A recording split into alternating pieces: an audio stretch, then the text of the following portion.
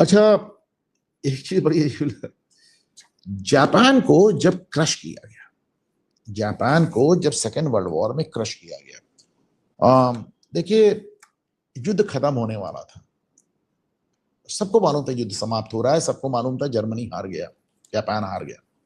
उसके बाद भी अमेरिका ने जापान पे दो दो एटम बम गिराए, हिरोशिमा और नागासाकी में। अमेरिका को अपना बम टेस्ट करना था, उनको अपना बम टेस्ट करना था।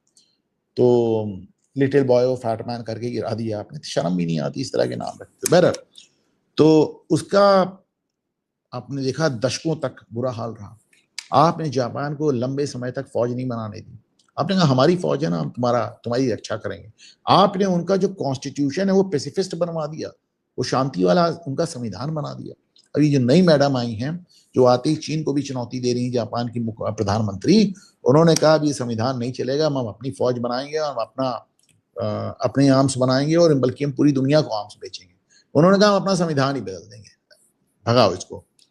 तो साहब यही नहीं कहा, अब उन्होंने जो कुछ है उसको, मतलब उन्होंने कहा कि हम कुल मिलाकर आर्म्स एक्सपोर्टर बनेंगे। और जब वो एक्सपोर्ट करने चली तो उनकी नजर में सबसे पहले आया भारत। और उन्होंने कहा कि साहब हमारा जो ये स्टेल्थ वॉरशिप है, ये जो मोगामी क्लास है, अच्छा काफी अच्छा है, जापान का बेस्ट है, इन्होंने बहुत अच्छा माना जाता है इसको। तो इन्होंने बल्कि ये चाइना के खिलाफ ये सबसे आगे इसी को एम्प्लॉय किया जाता है।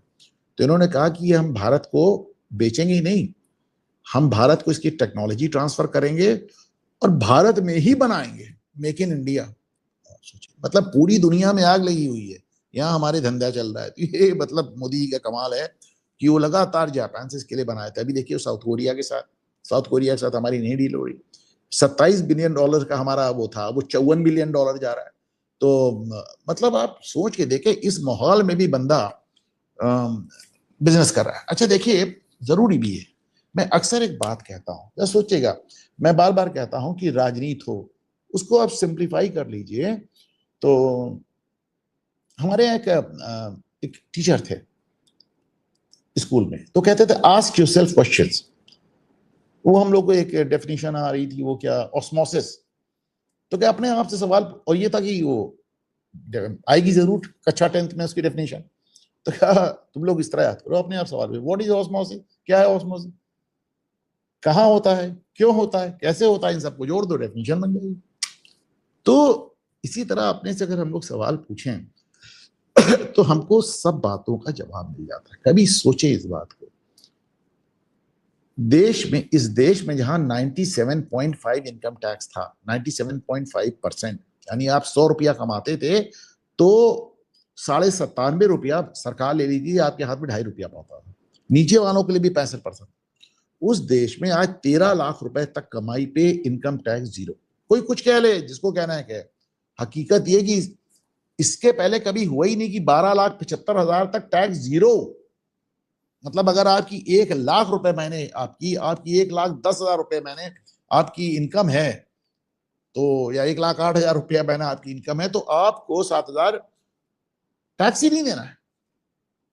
टैक्स, सोचिए इतना बड़ा टैक्स रिबेट। जीएसटी आप देखिए, ज्यादातर चीजों के दाम कम हो गए। उसके बाद हम 82 करोड़ लोग को खाना भी दे रहे हैं, मुफ्त शिक्षा भी दे रहे हैं, मिड डे मील भी दे रहे हैं, बच्चों को बस्ता भी दे रहे हैं, फीस भी दे रहे हैं।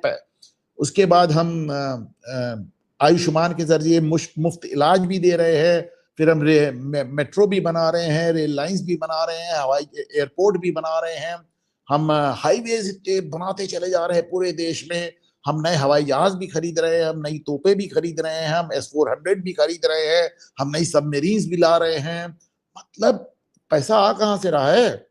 वो मनमोहन सिंह ने इससे पहले कहा था ना, पैसा पेड़ पे नहीं उगता, अब तो लग रहा है पेड़ पे ही उग रहा है।